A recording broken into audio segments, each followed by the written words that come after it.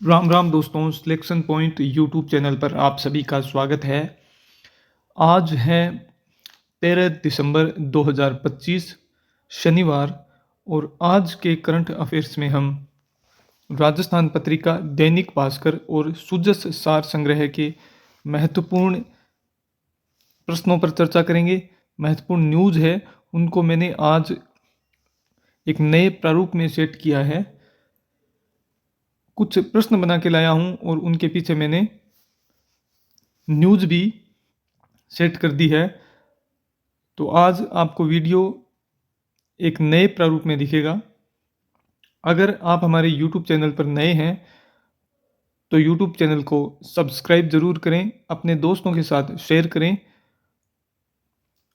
और अगर इस वीडियो की आपको PDF चाहिए तो आप हमारे Telegram channel selection point official को ज्वाइन करें, जहां पर आपको इस वीडियो की PDF मिल जाएगी।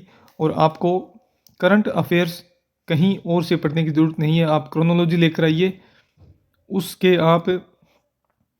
उसको आप एक बार पढ़िए, फिर आप रेगुलर क्लास ये लीजिए लगातार। जो करंट अफेयर्स डेली आती है, अखबारों की न्यूज़, इससे बाहर प्रश्न नहीं जाएंगे। क्रोनोलॉजी पढ़िए, ये आप 15-20 मिनट सुबह देने हैं। और फिर मैं आपको क्रोनोलॉजी के नोट्स भी उपलब्ध करवा रहा हूँ, तो उन नोट्स को भी आप पढ़िए, क्लास देखिए। इससे बाहर करंट अफेयर्स कहीं नहीं जाएगा, ये गारंटी है। और जो बाहर जाएगा वो किसी का सही नहीं होगा, 99%। तो टेलीग्राम चैनल का लिंक मैं इस वीडियो के डिस्क्रिप्शन में आपको उपलब्ध करवा दूंगा। चलिए स्टार्ट करते हैं। सबसे पहला मैंने प्रश्न बनाया है सुजस से, और उसकी मैं आपको कटिंग भी बता दूंगा। बहुत सारे आंकड़े दिए हुए हैं आज उस सुजस की रिपोर्ट में। जो 4 पेजों का जो रिपोर्ट आता है डेली का, पहले 2 का था, अब 2-3 दिनों से 4 पेज का आ रहा है। तो उसमें बहुत सारे आंकड़े दिए हुए हैं, परीक्षा की दृष्टि से बहुत ही महत्वपूर्ण है। उनको हम पढ़ेंगे। सबसे पहली न्यूज़ है, इसमें मैंने प्रश्न बनाया है, हाल ही में जारी आंकड़ों के अनुसार राजस्थान की विद्युत उत्पादन क्षमता बढ़कर कितने मेगावाट हो गई है। तो राजस्थान की विद्युत उत्पादन क्षमता है वो हो गई है 30,525 मेगावाट। ए ऑप्शन सही है, 30,525 मेगावाट। फिर मैंने दूसरा प्रश्न बनाया है, कर्म भूमि से मातृभूमि अभियान का संबंध किस से है। कर्म भूमि से मातृभूमि अभियान का संबंध ये किस से है, तो ये है जल संरक्षण से संबंधित। वाटर हार्वेस्टिंग स्ट्रक्चर बना रहे हैं इसके माध्यम से, और 14,000 से अधिक ऐसे स्ट्रक्चर बनाए जा चुके हैं। फिर हम इसमें बात करेंगे आंकड़ों के बारे में। मुख्यमंत्री भजनलाल शर्मा ने 2 साल जो सरकार के पूरे हुए हैं उस पर बहुत सारे आंकड़े उन्होंने बताए हैं, जिसको हम इस स्लाइड में पढ़ेंगे। मुख्यमंत्री जी ने कहा कि 11 राष्ट्रीय योजनाओं में राजस्थान प्रथम है, 5 में दूसरा और 9 में तीसरा स्थान है। विद्युत उत्पादन की क्षमता है वो 6,363 मेगावाट बढ़ी है, और कुल हो गई है 30,525 मेगावाट। कितनी हो गई? 30,525 मेगावाट, 6363 मेगावाट बढ़कर। फिर उन्होंने बताया कि 42,438 मेगावाट क्षमता विकसित करने के लिए केंद्रीय उपक्रमों के साथ 1,93,000 करोड़ रुपए के निवेश संयुक्त उद्यम के लिए एमओयू किए गए हैं, और 1,20,000 करोड़ रुपए निवेश की ज्वाइंट वेंचर कंपनी भी गठित की जा चुकी है। फिर इन्होंने बताया पेयजल के बारे में, श्री राम जल सेतु लिंक परियोजना को धरातल पर लाने के लिए 26,000 करोड़ रुपए के कार्यादेश। यमुना जल उपलब्ध के लिए कौन कौन से जिले उपलब्ध होंगे इस समझौते से? यमुना जल उपलब्ध करवाने के लिए चूरू, झुंझुनू और सीकर, शेखावाटी। इसको आप याद रखना, प्रधानमंत्री जल जीवन मिशन। इसके तहत 2 वर्षों में 10,482 करोड़ रुपए व्यय किए गए। कितने? 10,482 करोड़ रुपए। और 13,59,000 ग्रामीण परिवारों को नल से जल उपलब्ध करवाया गया है। कितने? 13,59,000 ग्रामीण परिवारों को। फिर कर्म भूमि से मातृभूमि अभियान के तहत 14,000 से अधिक ग्राउंड वाटर हार्वेस्टिंग स्ट्रक्चर भी बनाए जा चुके हैं। 3,64,968 जल संरक्षण कार्य किए गए हैं। फिरोजपुर फीडर के पुनर्निर्माण के लिए 647 करोड़ रुपए। गंगानगर दौरे पर मुख्यमंत्री जी आए थे अभी 5-7 दिन पहले, तब हमने पढ़ा था। फिर है रसोई गैस सिलेंडर मिल रहा है 450 रुपये में। गिव अप अभियान राष्ट्रीय खाद्य सुरक्षा अधिनियम के तहत 47 लाख लोगों ने छोड़ा है, और 70 लाख पात्र इससे जुड़े हैं। अन्नपूर्णा रसोई योजना में 15 करोड़ भोजन की थालियां दी जा चुकी है। सामाजिक पेंशन में 250 रुपये की वृद्धि कर 1,250 रुपये प्रतिमाह किया गया, और नई पेंशन स्वीकृतियां जारी की गई है 10 लाख की। फिर प्रधानमंत्री आवास योजना ग्रामीण के तहत 7,13,000 आवासों की स्वीकृति दी गई है। घुमंतु, अर्ध घुमंतु और विमुक्त परिवारों को 2 लाख से अधिक पट्टे दिए गए हैं। स्वामित्व योजना के तहत 8,000 से अधिक गाँव में ड्रोन सर्वेक्षण पूरा कर 13,70,000 स्वामित्व कार्ड जारी किए गए हैं। तो ये फैक्ट हैं, परीक्षा के लिए बहुत इंपॉर्टेंट है, आप इनको जरूर याद कीजिए। अगर शॉर्ट नोट्स बना सकते हो तो नोट्स भी बनाइए। फिर है कैशलेस चिकित्सा मिली है 35 लाख से अधिक लाभार्थियों को। मुख्यमंत्री आयुष्मान आरोग्य योजना का दायरा बढ़ाते हुए 132 नए पैकेज इसमें शामिल कर लिए। 6,860 करोड़ रुपए की कैशलेस चिकित्सा 35 लाख से अधिक लाभार्थियों को। फिर माँ वाउचर योजना के तहत 2,26,000 सोनोग्राफी की गई है। बिल्कुल ये प्रश्न पूछे जाएंगे, आप याद रखना अगले परीक्षाओं में। फिर मुख्यमंत्री आयुष्मान बाल संबल योजना दुर्लभ बीमारियों से पीड़ित बच्चों को राहत देने के लिए भी प्रारंभ की गई है। फिर अगली स्लाइड है, प्रधानमंत्री किसान सम्मान निधि योजना में केंद्र सरकार द्वारा प्रदत्त 6,000 रुपये के अलावा राज्य सरकार द्वारा कितने रुपए की सहायता दी जा रही है। तो इसमें राज्य सरकार सहायता दे रही है केंद्र सरकार के 6,000 रुपयों के अलावा 3,000 रुपये की ओर। तो राजस्थान के किसान को जो इसमें पत्र है उनको 9,000 रुपये मिल रहे हैं, और अभी मुख्यमंत्री जी ने कहा था कि 3,000 रुपये की और बढ़ोतरी होगी।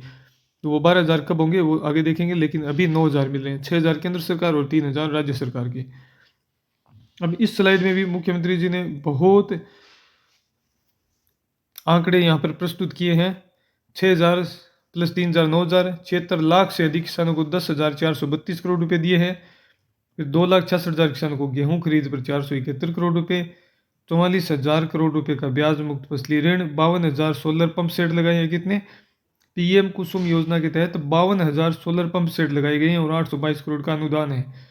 44,558 करोड़ का किसानों को बिजली बिलों में अनुदान। मुख्यमंत्री मंगला पशु बीमा योजना से 9 लाख पशुपालकों के 20 लाख पशुओं का पंजीकरण किया गया।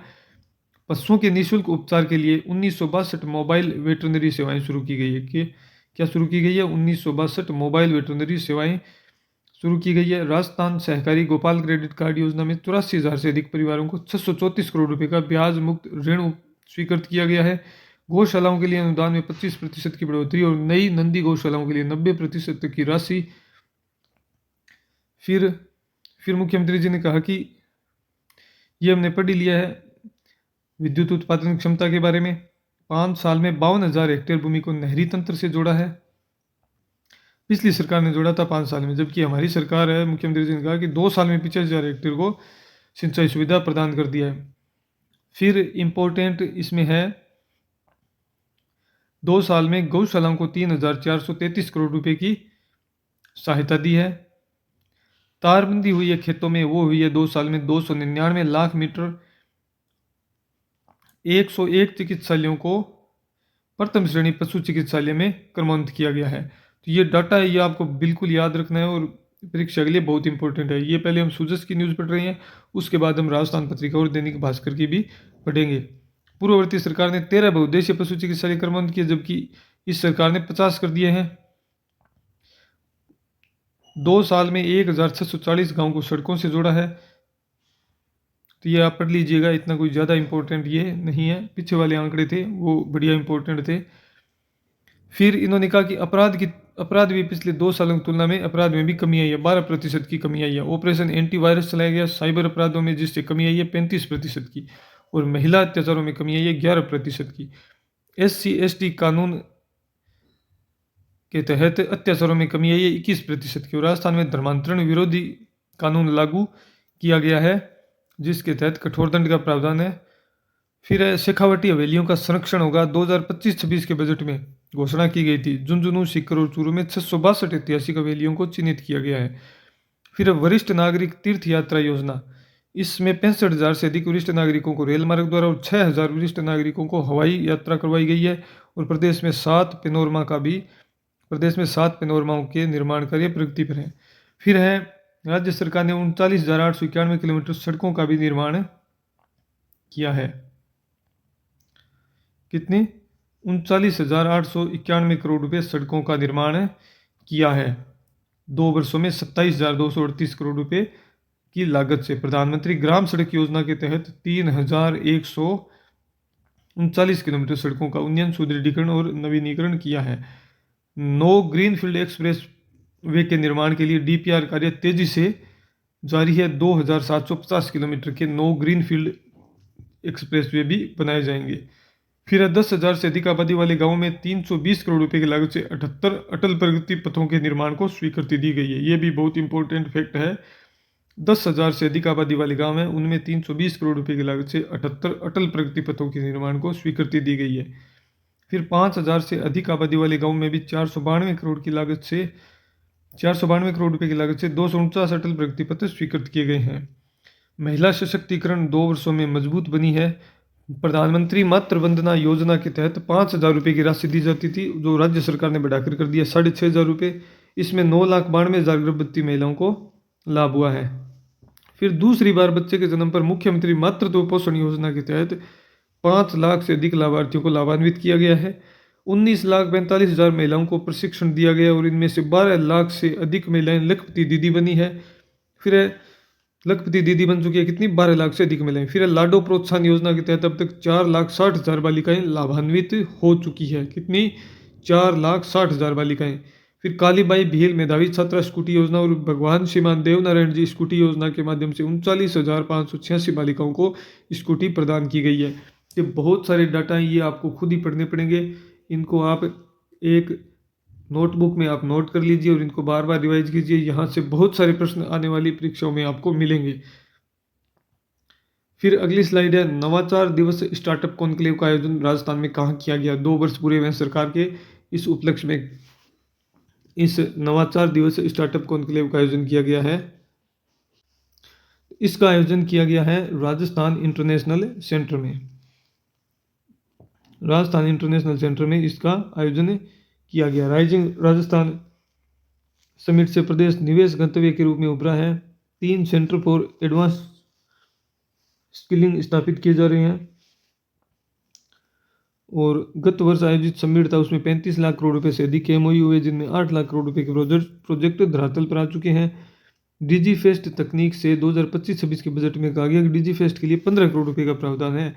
और 2026 में टाई ग्लोबल समिट के सहयोग से जनवरी 2026 में जयपुर में डिजी फेस्ट का आयोजन किया जाएगा। कब, जनवरी 2026 में जयपुर में टाई ग्लोबल समिट के सहयोग से।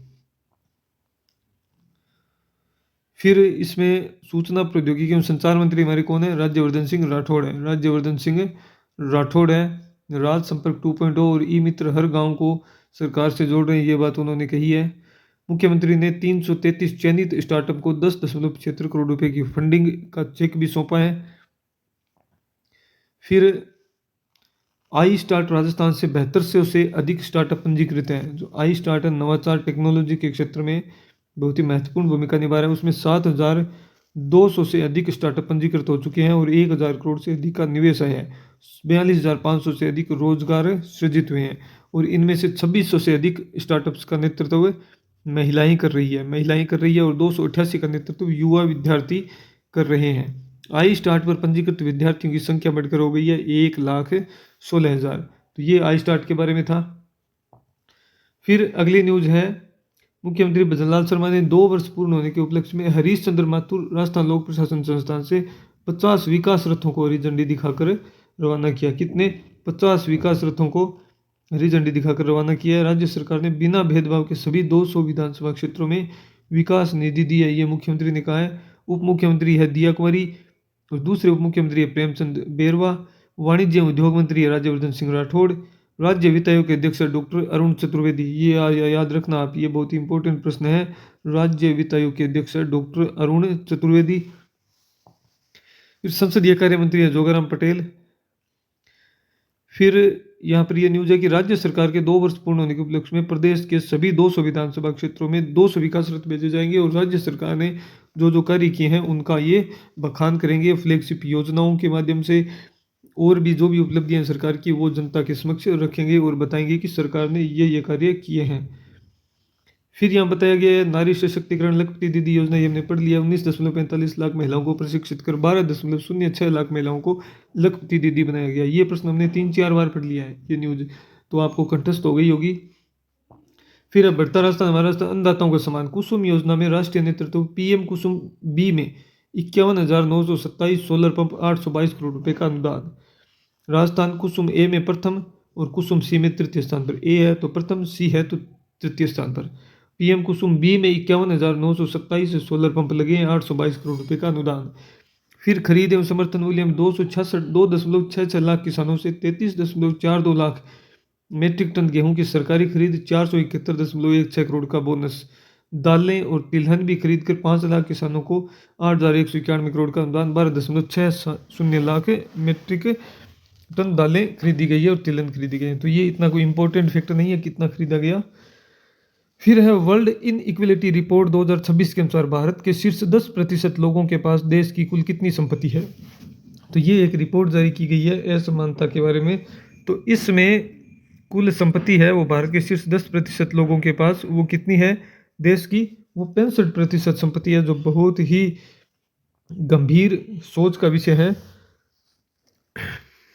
भारत के जो टॉप 10 अमीर है उनमें 65% संपत्ति है उनके पास, जबकि सबसे निचली जो 50% आबादी है उसके पास मात्र 6.4% ही संपत्ति है। बहुत ही गंभीर चिंता का विषय है,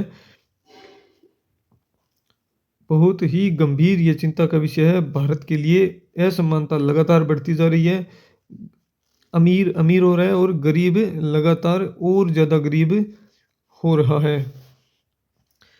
फिर अगली न्यूज है 37वीं फेडरेशन कप हैंडबॉल चैंपियनशिप में राजस्थान पुरुष हैंडबॉल टीम ने कौन सा पदक जीता है। तो राजस्थान पुरुष हैंडबॉल टीम ने जीता है सिल्वर मेडल। कौन सा जीता है, सिल्वर मेडल जीता है, उपविजेता बना है। 37वीं फेडरेशन कप हैंडबॉल चैंपियनशिप कहाँ हुई, लखनऊ में आयोजित हुई और राजस्थान ने इसमें उपविजेता बनी है। राजस्थान पंजाब से हार गई थी, पंजाब से राजस्थान हार गई थी और इसमें उपविजेता बनी है और रजत पदक मिला है। फिर है 29वां PSPB inter unit senior cricket tournament Jaipuria cricket ground पर हुआ है जयपुर में, और BPCL ने इसको जीत लिया है। किसने जीता, BPCL ने। पहला मुकाबला था, अभी शुरू ही हुआ है, BPCL ने पहला में जीता। तो ये कहाँ हुआ, जयपुर में हुआ है, इंपॉर्टेंट नहीं है ज़्यादा न्यूज़। फिर राजस्थान इंटरनेशनल सेंटर में भारतीय स्वास्थ्य मनोविज्ञान अकादमी की ओर से 3 दिवसीय अंतर्राष्ट्रीय सम्मेलन का आयोजन हुआ। राजस्थान विश्वविद्यालय की मुख्य कुलगुरु कौन है, प्रोफेसर अल्पना कटेजा। प्रोफेसर अल्पना कटेजा वो मुख्य अतिथि थी। राजस्थान विश्वविद्यालय की कुलगुरु है प्रोफेसर अल्पना कटेजा। स्वास्थ्य मनोविज्ञान विषय पर व्याख्यान कहाँ पर हुआ, राजस्थान इंटरनेशनल सेंटर में। फिर 3 दिवसीय फन गामा फेस्टिवल, ये कहाँ पर हुआ, ये फन गामा बाल किशोर नाट्योत्सव 15 से 17 दिसंबर तक आयोजित होगा। कहाँ पर, क्यूरियो संस्था की ओर से आयोजित होगा और इसका आयोजन जयपुर में किया जाएगा। 3 दिवसीय फन गामा फेस्टिवल 15 से 17 दिसंबर तक आयोजित होगा जयपुर में। फिर है पीपल प्लेनेट और प्रोग्रेस पर आधारित होगा 2 दिवसीय summit. Swami Keshavanand institute of technology ने बुधवार को इंडिया AI इम्पैक्ट समिट 2026 के प्री समिट कार्यक्रम की मेजबानी की है। स्वामी केशवानंद इंस्टीट्यूट ऑफ टेक्नोलॉजी ने इसकी मेजबानी की है। उन्होंने कहा है कि यह समिट 19-20 फरवरी को दिल्ली में आयोजित होगा। कौन सा समिट, पीपल प्लेनेट और प्रोग्रेस पर आधारित 2 दिवसीय सम्मेलन। कहाँ होगा, ये सम्मेलन होगा दिल्ली में। फिर संयोगिता ने जीता कांस्य। IIS यूनिवर्सिटी की छात्रा है संयोगिता शेखावत। इन्होंने national youth games 2025-26 skit shooting में कांस्य पदक जीतकर विश्वविद्यालय का नाम रोशन किया। यह प्रतियोगिता कहाँ पर हुई, दिल्ली में हुई है, दिल्ली में। National youth games 2025-26 skit shooting championship कहाँ पर हुई, दिल्ली में। राजस्थान की IIS यूनिवर्सिटी की छात्रा है संयोगिता शेखावत ने इसमें कांस्य पदक जीतकर विश्वविद्यालय का नाम रोशन किया है। फिर है हाईकोर्ट की पूर्ण पीठ की बैठक कहाँ आयोजित होगी, जैसलमेर में आयोजित की। कहाँ आयोजित हो रही है, जैसलमेर में। राजस्थान सहित 4 राज्यों की न्यायपालिका की 2 दिवसीय कॉन्फ्रेंस है। राजस्थान, मध्य प्रदेश, गुजरात और महाराष्ट्र। कौन कौन से, राजस्थान, गुजरात, मध्य प्रदेश और महाराष्ट्र। फिर है एशियाई चैंपियनशिप की कांस्य पदक विजेता रूपा बायर अपने करियर की सर्वश्रेष्ठ रैंकिंग पर पहुंच गई है। भारत की रूपा बायर 8वें नंबर पर पहुंच गई है और इनका खेल कौन सा है, ताइक्वांडो खेल है। पहली ताइक्वांडो खिलाड़ी है जो शीर्ष 8 में पहुंची है, अरुणाचल प्रदेश की रहने वाली है। क्या नाम है, रूपा बायर ताइक्वांडो। फिर अगली न्यूज है, हाल ही में किस देश ने भारत पर 50% का टैरिफ लगाया है। ये भी चर्चा में है एक तो दो देश हो गए जिन्होंने 50% का टैरिफ लगा रखा है। पहला देश था अमेरिका और अब लगा दिया है मेक्सिको ने। मेक्सिको ने 50% टैरिफ का भारत पर असर होगा, चीन पर भी इसका असर होगा। ये यहाँ पर बताया गया कि भारत का ट्रेड है वो मेक्सिको के साथ कितना है। भारत आयात करता है $2.75 बिलियन का और निर्यात करता है 8.99 यानी कि लगभग $9 बिलियन। तो ये कुल व्यापार है भारत और मेक्सिको का, वो है लगभग पौने $12 बिलियन, $12.74 बिलियन। इसमें भारत सरप्लस में ही रहता है और ये लगातार बढ़ ही रहा है। तो मेक्सिको ने लगाया है। हाल ही में राजस्थान की किस झील को रामसर साइट घोषित किया गया है? रामसर साइट घोषित किया गया है कौन सी झील को? सिलीसेट झील अलवर को रामसर साइट घोषित किया गया। अलवर सिलीसेट झील को मिला है। सिलीसेट झील एक तो राजस्थान की, दूसरी कोपरा जलाशय छत्तीसगढ़ को भी रामसर साइट घोषित किया गया है। किसको? कोपरा जलाशय छत्तीसगढ़ और सिलीसेट राजस्थान को। राजस्थान में कुल रामसर साइट की संख्या होगी है 5। आप कमेंट बॉक्स में बताएंगे कि ये 5 कौन कौन से हैं। और भारत में इसकी संख्या हो गई है 96 रामसर साइट हो गई है। फिर अब पूर्व केंद्रीय गृह मंत्री थे शिवराज सिंह जी पाटिल। कांग्रेस के वरिष्ठ नेता व पूर्व केंद्रीय मंत्री शिवराज सिंह जी पाटिल का 90 वर्ष की उम्र में निधन हो गया। वे 7 बार लोकसभा सांसद रहे और 10वीं लोकसभा के स्पीकर भी रहे और 2008 में मुंबई आतंकी हमला हुआ था, उस समय ये गृह मंत्री भी थे। एशिया का सबसे बड़ा जीसी सेंटर कहाँ बनेगा? मुंबई में। एसेट मैनेजर ब्रुकफील्ड मुंबई में एशिया का सबसे बड़ा ग्लोबल कैपेबिलिटी सेंटर बनेगा। इस पर 9,000 करोड़ रुपए का निवेश करेगी कंपनी। 45,000 लोगों को रोजगार मिलेगा। फिर विनेश फोगाट 2-3 बार की ओलंपियन है और भारत की स्टार महिला पहलवान है और हरियाणा से विधायक भी है ये कांग्रेस पार्टी से। तो इन्होंने संन्यास वापस ले लिया है और इनका कहना है कि 2028 में होने वाले लॉस एंजल्स में ये ओलंपिक में पदक जीतेगी। फिर अगली न्यूज है, अधिसूचना जारी हुई है राजस्थान सरकार की ओर से। जन विश्वास अध्यादेश को राज्यपाल की मंजूरी मिली है लोक भवन में और इसमें सजा है और पेड़ काटने पर जुर्माना है वो 10 गुना तक बढ़ाया गया है। 11 में से 3 कानूनों से सजा के प्रावधान हटा लिए गए हैं और जुर्माना राशि में संशोधन किया गया है।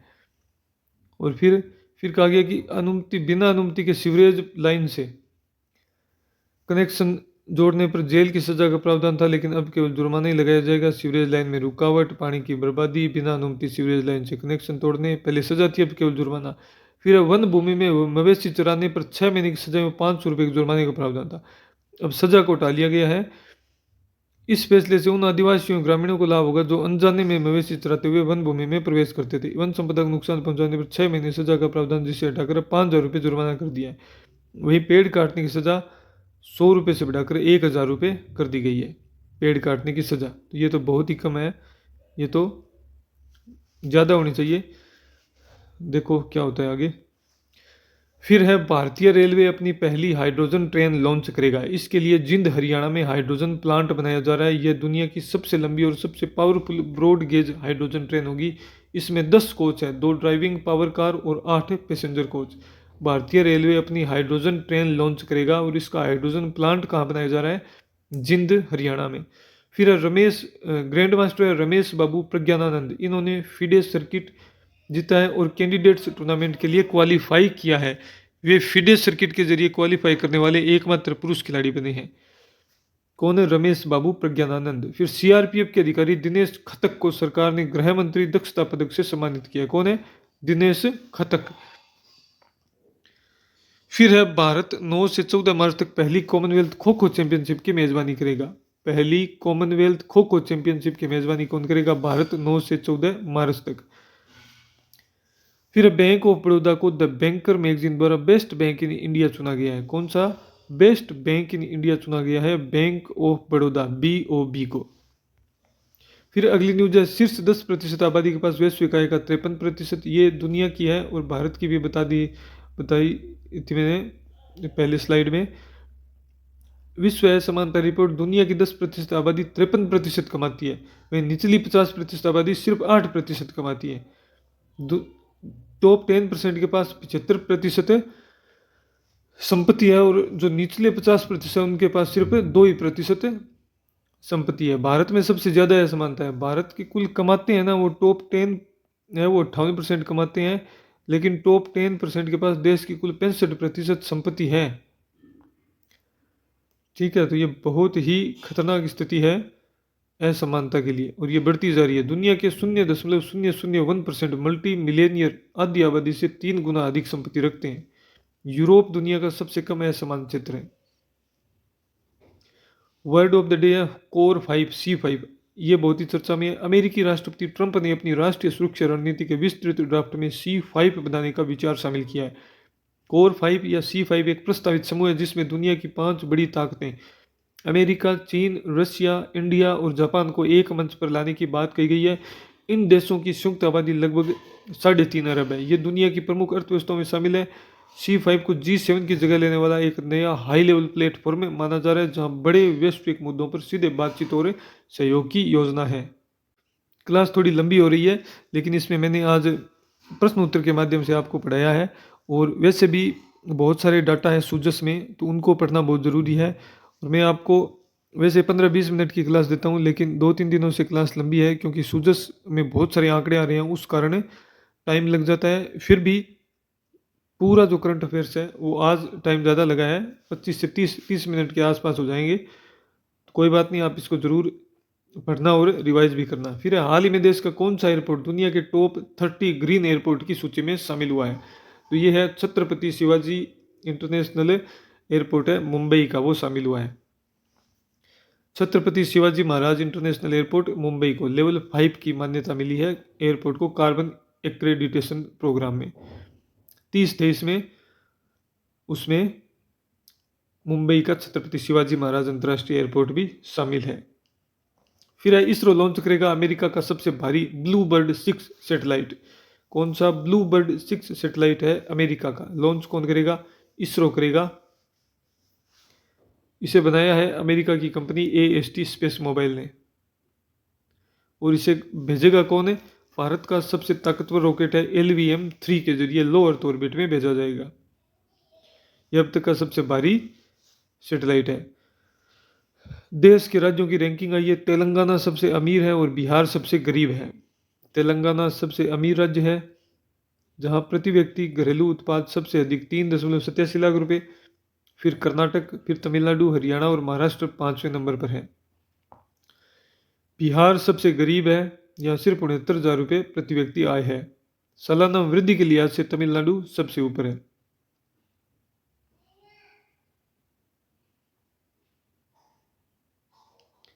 तेलंगाना क्या है? सबसे अमीर राज्य है। बिहार सबसे गरीब राज्य है। वृद्धि के लिहाज से तमिलनाडु 15.4% सबसे अव्वल है। ठीक है, फिर राजस्थान की बात करें तो बढ़ोतरी हुई है 11.04% की। राजस्थान में 1,85,000 रुपये प्रति व्यक्ति आय है। तो ये बिहार सबसे नीचे है और तेलंगाना सबसे ऊपर है। फिर पर्यटन में उत्तर प्रदेश पहली पसंद, राजस्थान 5वें स्थान पर है। श्रीमान भगवान राम जी मंदिर में प्राण प्रतिष्ठा के बाद उमड़े श्रद्धालुओं के चलते उत्तर प्रदेश में पर्यटकों की संख्या पिछले वर्ष 47.85 लाख से बढ़कर हो गई है 64.68 लाख। 64.68 करोड़, 47.85 से 64.68 करोड़ हो गई है, जो 35.17% की बढ़ोतरी है।